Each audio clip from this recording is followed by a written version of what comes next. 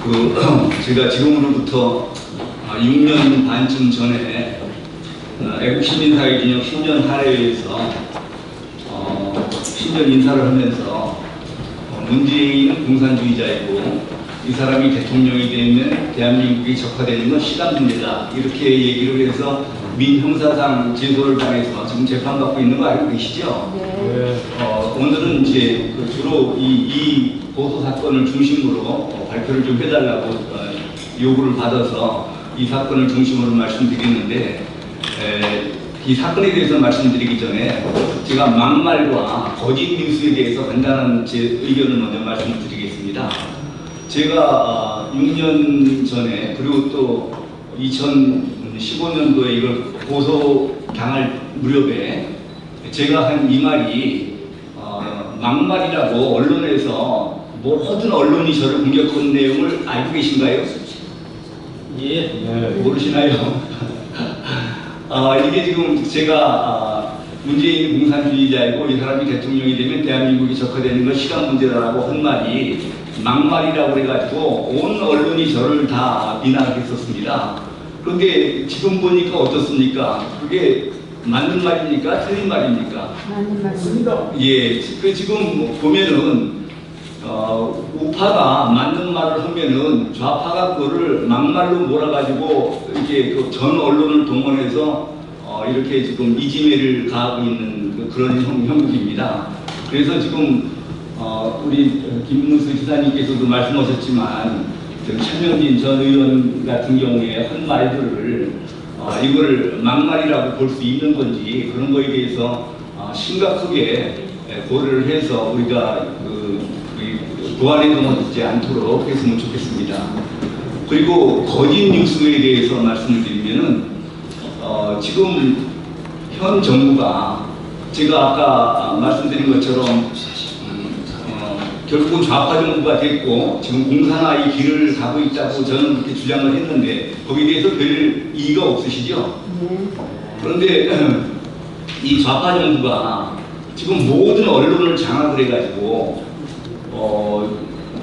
자기들 뜻대로 자기네들한테 유리한 정보만 제공을 하고 있는데, 자기네들이 전혀 예상하지 못했던 유튜브라는 것이 나타나가지고 거기서 진실을 지금 보도를 하고 있습니다. 그런데 좌파 정부라는 것은, 좌경 이념이라는 것은 기본적으로 사회적 약자를 이용해서 정권을 획득하려는 사기극이고, 좌파 정부는 그런 사기극에 의해서, 사기에 의해서 집권한 정부가 좌파 정부입니다. 그리고 또 좌파 정부가 유지가 되려면 또 이 좌파 정부를 공산 정권으로 끌고 가려고 그러면은 이 끊임없이 허위를 얘기해야 됩니다. 끊임없이 사기를 쳐야 됩니다. 사기가 안 통하면은 그러면은 공산화로 갈 수도 없고 좌파 정부가 유지가 될 수도 없습니다.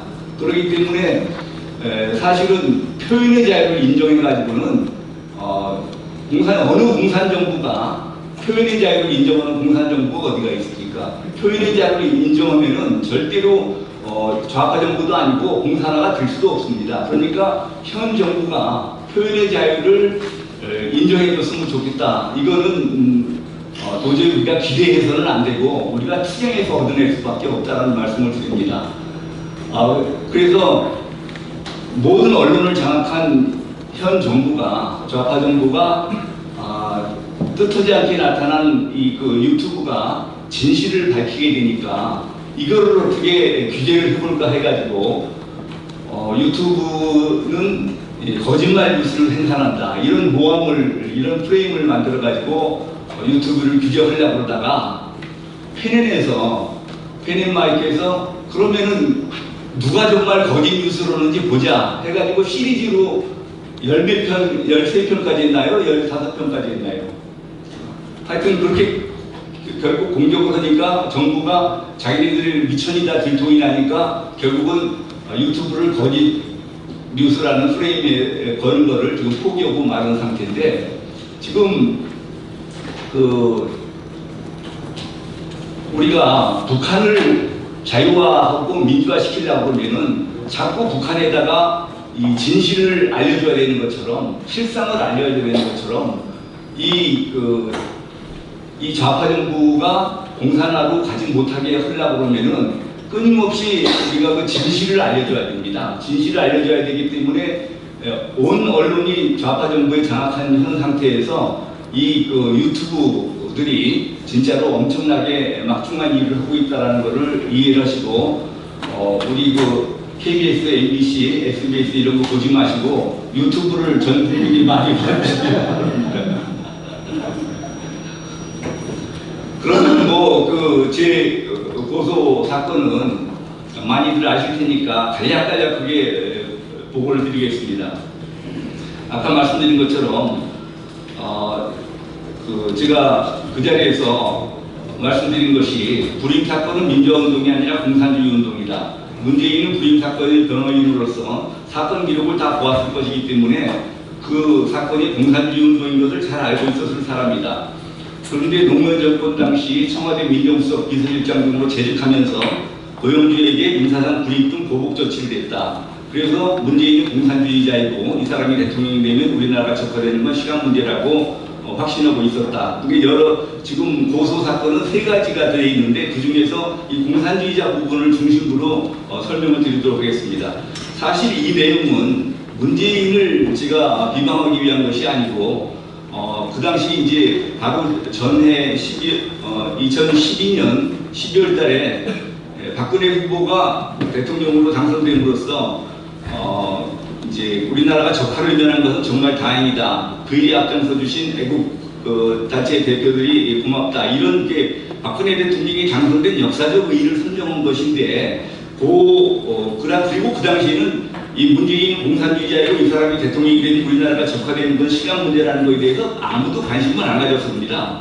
그런데 2015년도에 제가 방송문화진흥회 이사장으로 선임이 되니까 이걸 가지고 저를 공격하기 시작했습니다. 제가 발언한 후에 2년 9개월이 지나서 이 문제로 트집을 잡아서 저를 고소하고 민사상으로도 처음에는 2억 원 손해배상을 하고 소송 제기했다가 합의부로 가는 것을 막기 위해서 그걸 1억 원으로 줄여서 단독판사한테 배정을 했습니다. 그 단독판사가 바로 우리 법연구의 출신 판사였습니다. 그래서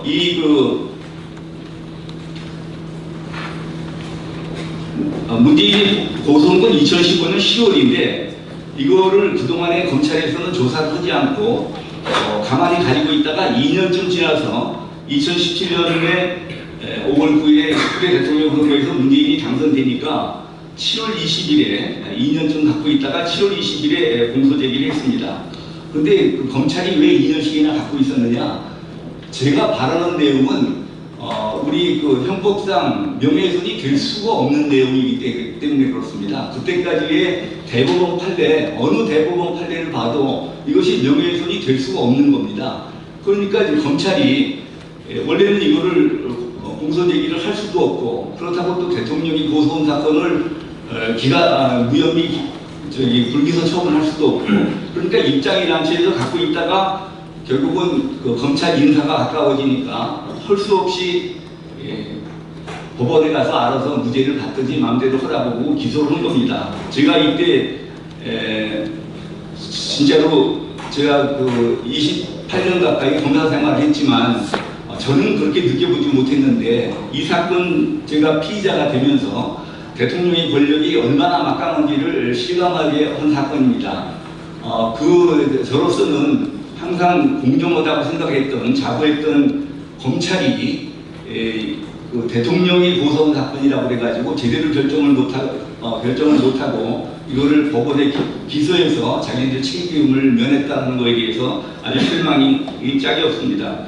그럼 왜 제가 이런 발언을 마음 놓고 했는지 또 이것이 죄가 안 된다고 제가 생각했는지 그때까지 대법원 판례를 몇 개만 읽어드리겠습니다. 이 자료에 나와 있기 때문에 일부만 읽어드리겠습니다. 좌와 우의 이념 문제는 국가의 운명과 이에 따른 국민 개개인의 존재 양식을 결정하는 중차대한 쟁점이고 이 논쟁에는 필연적으로 평가적 요소가 수반되는 특성이 있다. 그러므로 이 문제에 관한 표현의 자유는 넓게 보장되어야 하고 이에 관한 일방의 타방에 대한 공격이 기본 입장을 왜곡시키는 것이 아니란 부분적인 오류나 다소의 과장이 있다 하더라도 예를 들어 섣불리 불법행위 책임을 인정함으로써 이 문제에 관한 언론을 봉쇄해서는 안 된다. 저는 오류나 다소의 과장도 없었습니다. 그러니까 당연히 이 판례에 딱 떨어지는 내용이어서 이건 죄가 될 수가 없는 내용이고, 또 보겠습니다. 당의 표현이 공적인 존재의 정치적 이념에 관한 것일 때에는 특별한 의미가 있다. 그 공적인 존재가 가진 국가사회적 영향력이 크면 클수록 그 존재가 가진 정치적 이념은 국가의 운영에까지 영향을 미치게 된다. 그러므로 그 존재가 가진 정치적 이념은 더욱 철저히 공개되고 검증되어야 한다. 이 문재인 같이 대통령 후보가 된 사람에 대해서는 더욱 철저히 공개되고 검증되어야 한다. 이런 명백한 그 대부분 확실한 대부분 판례가 있기 때문에 저는 이것이 형사적으로 문제가 된다든지 그런 걸 꿈에도 생각을 안 하고 자연스럽게 그런 발언을 했던 것입니다. 그런데 정말로 다행스럽게도 기소된 지 1년쯤 후에 작년 8월 23일 날 서울중앙지방법원에서 1심 선고가 됐는데 무죄 선고를 내렸습니다. 이거는 사실은 제가 검찰이 저를 죄가 안 되는 걸 뻔히 알면서도 기소하는 걸 보고 1심에서도 대통령 측면을 생각을 해서 그냥 유죄 판결을 해서 항소심에 가서 무죄를 받든지 말든지 마음대로 하라 이런 식으로 나올 줄 알았는데 정말로 1심에 그 용기 있는 소신 있는 판사를 만나서 종전 대법원 판례대로 무죄 판결을 받았습니다. 이분은 그 정말 양심에 따라서 소신을 가지고 상급심에 미루지를 않고 대법원 판례대로 법리대로 판결해 주는 것에 대해서 제가 진심으로 고맙게 생각하고 이분이 언젠가는 사법부에서 훌륭한 분으로 평가를 제대로 받을 수 있는 날이 올 거를 기대하고 있습니다. 김경진 판사입니다. 김경진 판사. 무죄 이유는 공산주의자라는 것은 그렇게 이리적인 개념이 아니고 다의성을 가지고 있고 그리고 사람마다 다르게 이해를 하고 있기 때문에 공산주의자라는 표현을 사실의 적시라 표현이라 볼 수 없다. 사실의 적시라 볼 수 없다. 이건 의견이고 평가지 사실의 적시가 아니라는 겁니다. 그리고 이분이 그냥 제 발언이 죄가 안 된다는 판단에 그치지 않고 제 발언의 정당성에 대해서까지 평가를 해주셔서 더 고맙게 생각합니다. 뭐라고 썼냐면은 정치인의 정치적 이념에 대한 평가는 폭넓게 인정되어야 하고 피고인은 저를 얘기하는 겁니다. 피해자를 악의적으로 모함하거나 인격적 모욕을 주려는 의도를 가진 것으로 보이지 않고 이 다음이 중요합니다. 오히려 자신이 자유민주주의 체제라고 믿어온 체제의 유지에 모든 관심을 집중하고 있는 것으로 보인다. 제가 딴 생각이 없이 제가 믿는 자유민주 체제를 지키기 위해서 최선을 다한 걸로만 밖에 생각할 수 없다. 이런 식으로 바르게 판단을 해주셨습니다. 그런데 검찰은 여기에 불복해서 8월 27일 날 바로 항소를 했습니다. 그런데 쭉 항소심에서는 가지고 있다가 금년 1월 10일에 기일을 추후 지정했습니다. 사실은 이 재판부를 항소심 재판부를 주심 판사를 유경은이라고 해가지고 요새 법원에서 유명한 국제인권법연구회 소속 판사로 지정을 했습니다. 사실은 이거를 유죄로 바꾸기 위해서 이제 만반의 조치를 다 취해놨는데 변희재 대표가 이정희를 주사파라고 해가지고 한 거는 나중에 무죄가 받았고 이번 손석egu 재판하면서 전부 변희재에 대한 영장을 발부한 사람이나 재판에서 판결한 사람이나 전부 우리법연구회 국제인권법연구회 출신이 맡은 거 알고 계시죠? 도저히 그거는 국제인권법연구회 우리법연구회 출신이 맡을 확률을 20분의 1이라고 그럴 때 3번 연속해서 우리법연구회 출신, 국제인권법연구회 출신이 맡을 확률이 얼마나 되느냐? 20분의 1에 3승이면 8,000분의 1이 되나요? 예, 그런데도 계속 우리법연구회, 국제인권법연구회 출신 판사가 맡은 걸 알고 계시죠? 저도 항소심에서 국제인권법연구회 출신이 제 사건을 맡았는데 다행스럽게 이 사건은 재판장이 제 민사소송을 지금 대법원에 계속 중이기 때문에 또 이 문제에 대해서는 며칠 전에 민주당의 제3사무부총장을 하는 김현 전 의원이 제가 대법원에서 벌금형이 확정됐다고 그런 유언비어를 날짜 유포해가지고 그래서 제가 조만간 시정을 요구하고 시정이 되지 않으면은 명예훼손으로 고소를 하려고 생각을 하고 있습니다. 제 민사가 지금 그 대법원에 가 있고 아직 확정이 선고가 안 됐습니다. 그래서 형사를 이 재판부가 입장이 난처하니까 민사재판 대법원 판결이 난 다음에 형사재판을 하겠다 이렇게 가지고 지금 기일을 추후 지정해서 무기 연기되어 있는 상태입니다. 참고로 민사사건 진행 상황을 말씀드리면은 2013년 1월 4일날 문제 발언이 있었는데 아까 말씀드린 것처럼 2년 9개월 만에 2015년 9월 17일날 손해배상 청구 소송을 문재인이 저한테 제기를 했고 처음에 2억 원을 손해배상 청구했다가 이거를 단독신문으로 만들기 위해서 1억 원으로 그 소송 가액을 줄였습니다. 그런데 1년 만에 재판을 별로 하지도 않고 1심 손해배상 3천만 원을 선고했습니다. 아까도 말씀드렸지만 이 재판장은 우리 법 명예 출신이고 저희가 증거 신청을 했는데도 불허하고 아무것도 받아들이지 않고 국정감사 일정에 맞춰서 무리한 선고를 했습니다. 판결 이유를 보면은 문재인이 공산주의자라고 인정할 만한 구체적 증거가 없다 그랬는데 제가 문재인이 공산주의자라는 증거를 26건이나 제출했는데 한 건도 자료가 없다 이런 황당한 재판을 했습니다. 그래서 제가 바로 2016년 10월에 항소를 했고 그래서 2심에서는 형사에서 무죄가 나온 다음에 손해배상 1,000만 원으로 깎여졌지만 제가 도저히 납득을 할 수 없어서 상고를 해서 지금 아까 말씀드린 것처럼 대법원의 재판 계속 중입니다. 짧게 끝내달라고 해서 표현의 자유에 대한 최근의 판례만 소개를 하겠습니다. 그 전에 그 변희재가 통진당의 이정희 대표를 상대로 주사파하고 종북이라고 표현을 했다가 그것이 민사상 손해배상 청구가 들어가지고 1심, 2심까지 다 손해배상 하라고 나왔는데 작년 10월 30일 날 대법원에서 전원 합의체 판결로 그거를 파기 환송을 했습니다. 그 이유가 좀 전의 대법원 판례보다도 더 이 표현의 자유를 많이 보장을 했는데 좀 전에는 이제 형사 문제만 주로 표현의 자유를 인정했다 그러면은 민사 문제까지 해서도 표현의 자유를 더 인정해야 된다 이런 취지입니다. 명예훼손과 모욕에 대한 과도한 책임 추궁이 정치적 의견 표명이나 자유로운 토론을 막는 수단으로 작용해서는 안 된다. 정치적 표현에 대하여 명예훼손이나 모욕의 범위를 지나치게 넓게 인정하거나 그 경계가 모호해지면 헌법상 표현의 자유는 공공하고 불안한 기본권이 될 수밖에 없다. 공직자 등에 대해 비판하거나 정치적 반대 의견을 표명하면서 사실의 역수가 일부 포함된 경우에도 불법행위 책임을 인정하는 것은 신중해야 된다. 이런 내용으로 작년에 전원 합의체 판결이 있었습니다. 마지막으로 전원 합의체 판결에서 지적한 것처럼 형사상으로는 무죄라 하면서도 민사상으로 제 경우처럼 형사는 무죄인데 민사상은 손해배상 책임을 져야 한다. 이러면은 이것은 표현의 자유가 보장된 사회라고 할 수가 없습니다.